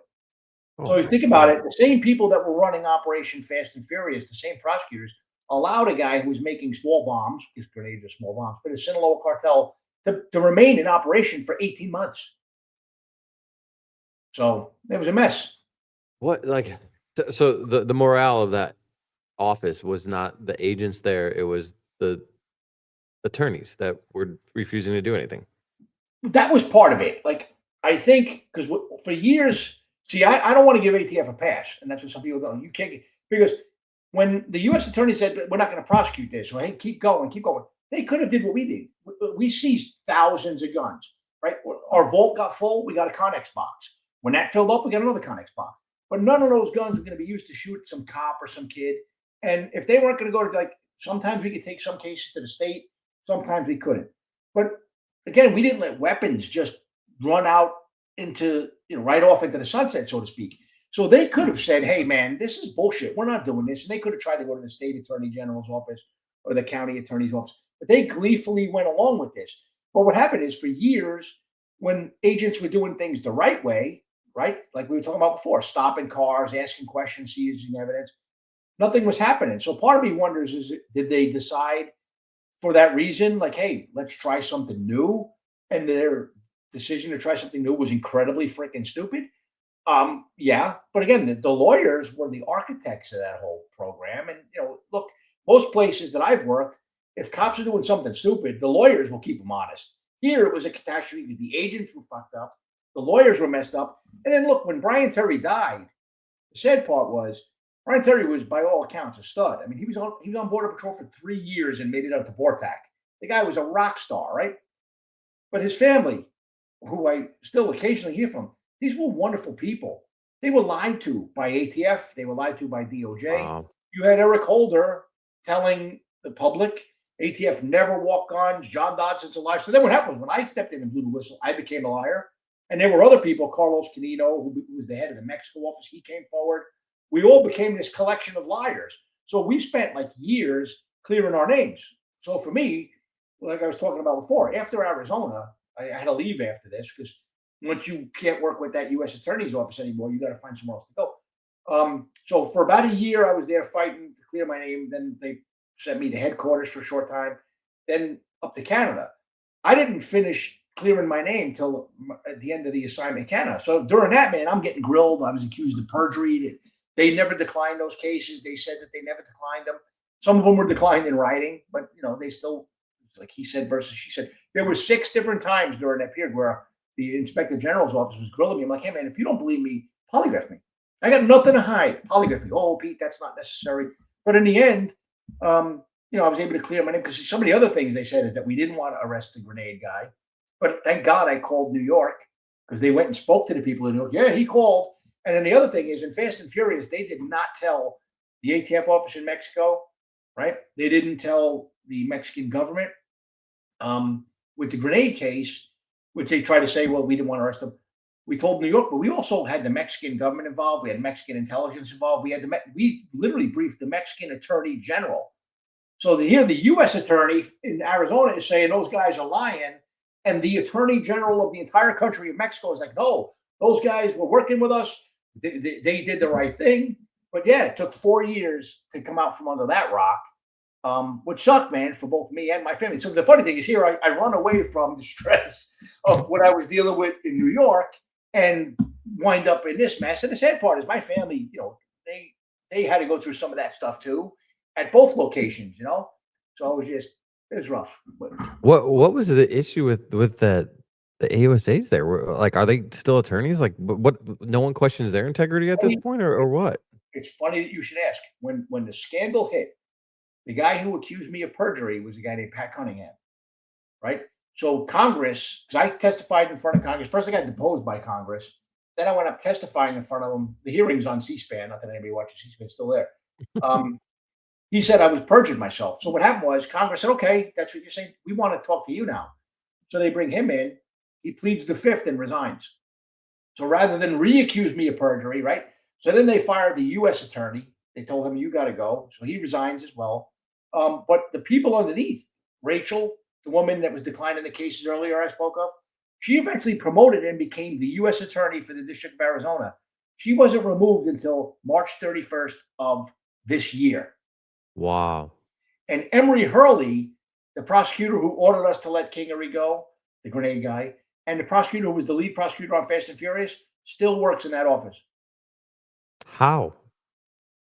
The lawyer, DOJ is an organization run by lawyers. And, you probably heard lawyers joking around or not so much joking around in your time saying how the cops all stick together, the blue line, you guys, they are worse than we are, my friend. The lawyers take care of lawyers. That's crazy though. I mean, to question your integrity, question like you could lose your livelihood and they're flat out lying, but then there's no repercussions on coming back to them. Even because what happened is I would say what happened, and they would say, well, Emery Hurley said. So that's why I kept saying, hey, if you don't believe me, because it was some of it, not everything was in writing. Some of it was verbal discussions, and I had witnesses. But I was like, polygraph me. I said, I guarantee you, Emily won't take a polygraph. But if you think about it, if I failed the polygraph, and polygraphs are not Right. right. I was jeopardizing my career, but I was like, I was not going to let them attack my integrity, and I had my back up against the wall. So I survived it. And it was weird because of all of that nonsense that I went through. When I finally came out of Canada, the director of ATF, who was appointed by Obama, and when Obama brought him in, I thought, oh shit, I'm screwed, because this did not bid well for the whole Obama administration. This guy, B. Todd Jones, he was a former Marine, a colonel. He suspected I was telling the truth. And when I cleared my name and he knew I was telling the truth, he said, you know what, you've been through some really unique experiences. And because of Fast and Furious, people don't trust our leadership. So he goes, I want to give you leadership and professional development division, and I want you to rebuild our leadership programs, because if they don't trust our leaderships, they're not going to trust the processes that build them. So yeah, so he brought me in, and that's when I said we brought in, like, instead of doing internal training, which we still did a little bit of, we brought in the IACP, we brought in the Army War College, we brought in the Naval Academy, Stockdale Center for Ethical Leadership, and we started outsourcing a lot of our training.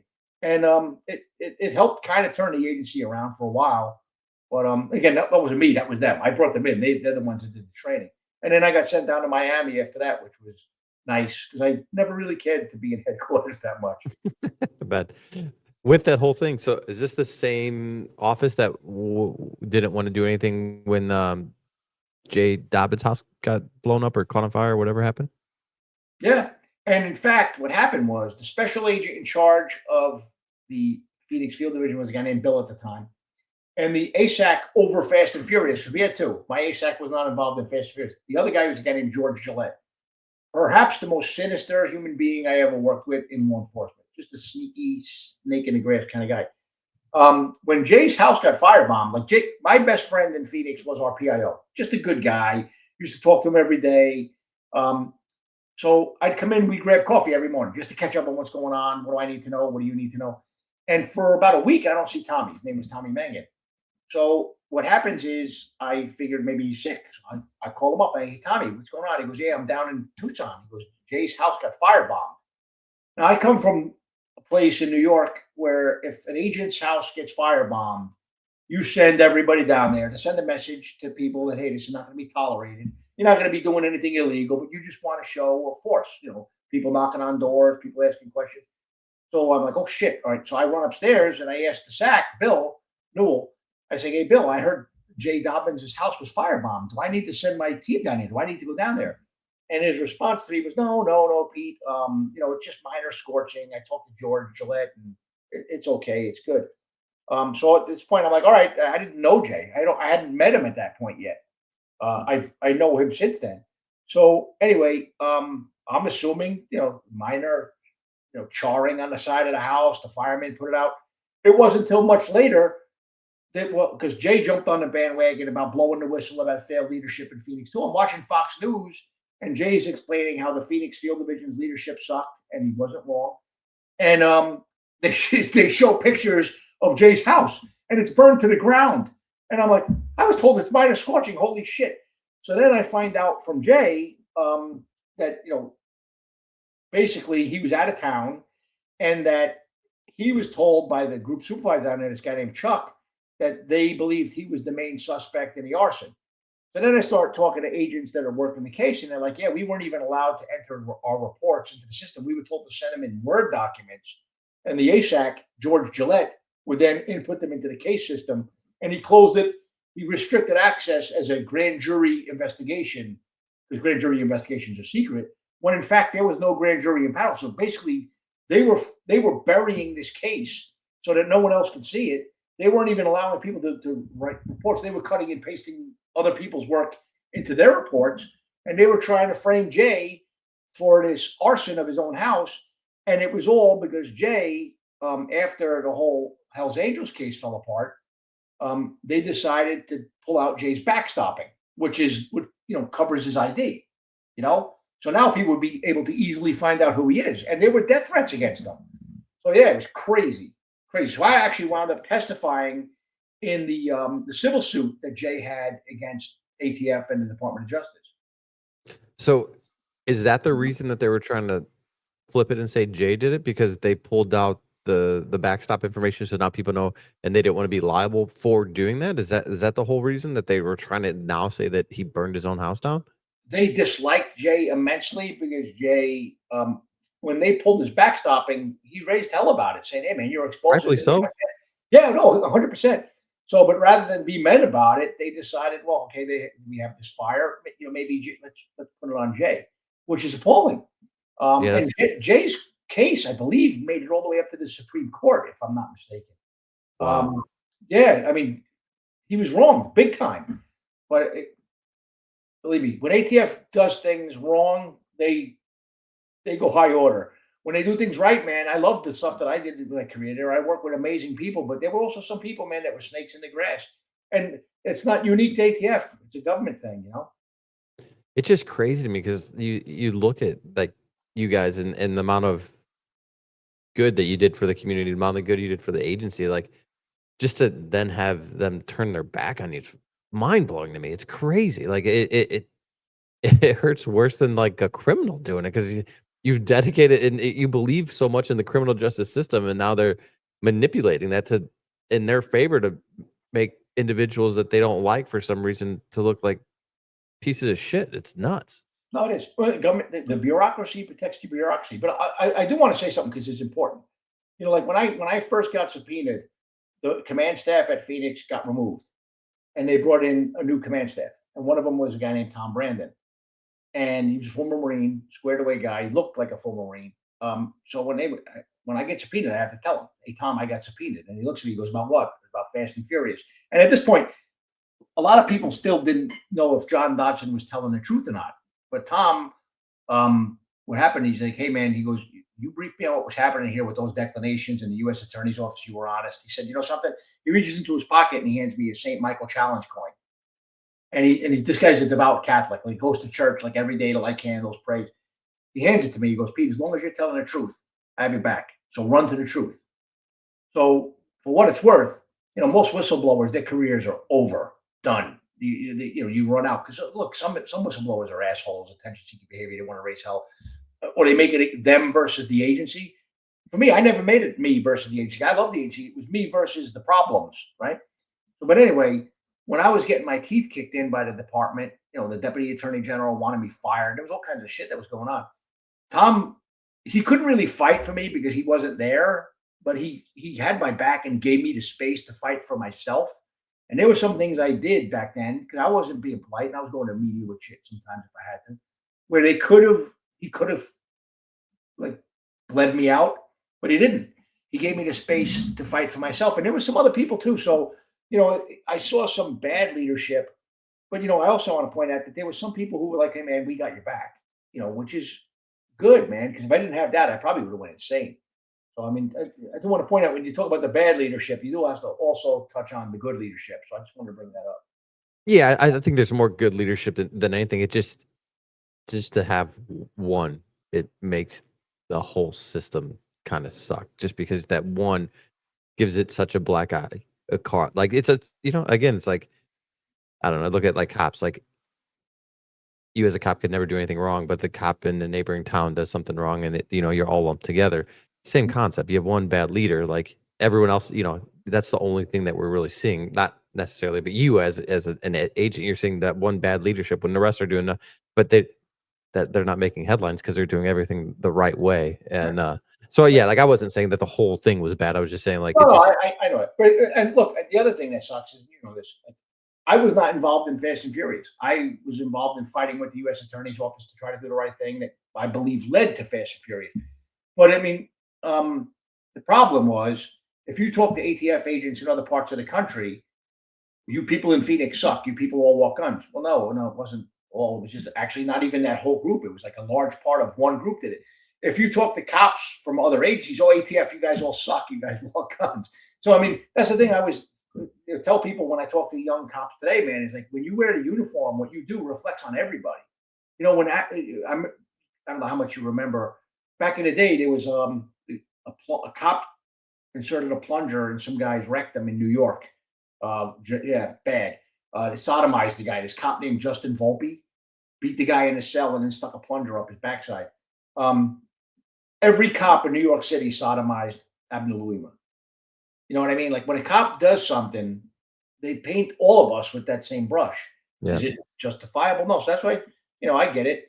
But yeah, it just sucks. And that's candidly, I wrote a book about Operation Fast and Furious for that very reason, because as time went on, people would ask me, even agents that were in other cities, would be like, hey man, like what really happened there? Because we weren't allowed to talk about it. And I was like, yeah.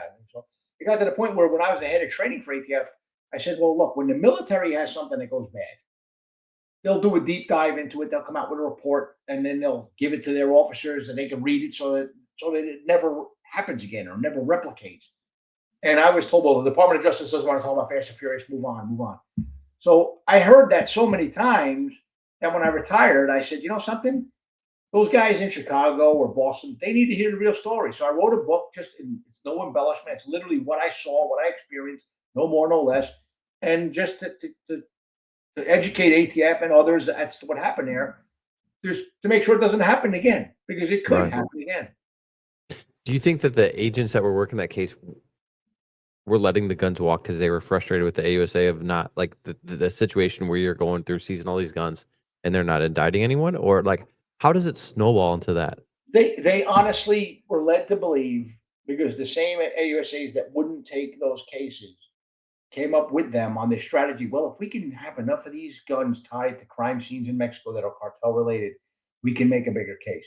So again, was it smart? Should they have said, yeah, sounds like a good idea? No, they should have never done it. So I'm not defending them, but I know that the U.S. Attorney's Office had a big role in it. The problem is most people never mention the U.S. Attorney's Office when they talk about Operation Fast and Furious. They talk about ATF and the agents and Eric Holder. And look, the other thing, did Holder know when this started? No. Did Holder know during Fast and Furious? Absolutely. They flew to Chicago to brief him on it. So when he was telling people, when he was telling people, oh, no, we don't do this, we never did this, he was lying. He was the Attorney General of the United States, and he was lying. Now, and then they asked Barack Obama, and he said his remarks, I believe, were, I learned about it when everybody else learned about it when I read it in the paper. Well, man, if your Attorney General who was briefed on this, right, the scandal's starting to hit, and your Attorney General didn't come to warn you that, hey, man, this is happening and we're probably going to get questioned on it, then you got a pretty shitty Attorney General. Yeah. I'm sure he knew before that. Of course. That's an awful statement to make. Man, that's just crazy to me. Like I'm mind blown by it. Like it just because I can't fathom of their angle. Like it still just doesn't make sense to me. Like to make a bigger case, but like I don't know. It makes I don't know. It just doesn't make sense. And then to sacrifice life to get there. And here's what I'll say. Like I've had years to think about this, and it still doesn't make sense to me. There was one thing that they were pushing during this. And if this is what led to it and what led to the murder of Brian Terry and countless Mexicans, it's beyond infuriating. If you go into a gun store anywhere in the United States and you buy 2 handguns, there's a form that's filled out called the multiple sale form that's sent to ATF, right? So if you buy 2 Derringers capable of firing 4 shots, fully loaded, right? 2 each, that form gets filled out. That form did not exist for rifles. So that guy that walked in and bought all 13 AK-47s, there was nothing telling ATF, hey man, you might want to look. No, the dealers called us. But in those instances where we had the dealers that didn't, ATF didn't know. So people were like, whoa, we had some methodology to force the dealers to do multiple sale forms for rifle sales, that would be a good thing. So when Fast and Furious was going on, right, they came up with this thing called Demand Letter 3 that was going to start with the border states. Any gun dealer in the border states will have to fill out that multiple sale form. When Fast and Furious was going on, they were giddy about that. Oh, this is going to be great for Demand Letter 3. And it's like I said, it's not even a national thing. It's just on the border states. So if part of the motivation for Fast and Furious was to implement Demand Letter 3, it's sad to think that so much carnage happened to implement a government form. Disgusting. If that's it, that's absolutely disgusting. Yeah. Wow, man, that's crazy. Like I'm shocked. Like I guess I knew some of the story, but man, oh man, that's rough. Yeah. It's rough for law enforcement as a whole. Just horrible look. Horrible policing. No doubt. Well, we've been at this for an hour and 45 minutes or so. We try to keep it to an hour, but I could talk to you all night. Is there anything you want to add? We always end with one question, but if there's something you want to throw in there before that, I was going to give you the opportunity to do so. No, man, it's been great. I know time flies, man. And I've been having fun. But I'm glad we spoke a little bit about officer wellness because now that I'm retired, I'm living my life. It's something that catches up to you when you get older. So if people can get out ahead of that before they turn into old fucks like me, I think that's a good thing. But no, it's been an honor to be on the show, man. I appreciate the invite. And if you ever want to chat about some of this other stuff, man, we can always chat again. But I would love to have you again, man. We touched on so much and we didn't go deep. We went deep on a few, but I think we could have conversations for hours. Yeah, you know where to So find me. I'll have you back for sure. Awesome. We teach with a company called Justice Academy. We end every podcast with one question. What is your definition of justice? The right thing. The actual right thing. The victim is the one that should be getting the justice. But I've seen it's been perverted nowadays, where in some parts of our country, the bad guy is coddled and the victim is marginalized. It's the right thing happening. Period. And that sometimes that means bad guys going to jail for a really long time. Sometimes it doesn't. It's just doing the right thing always. I wouldn't expect anything else from you.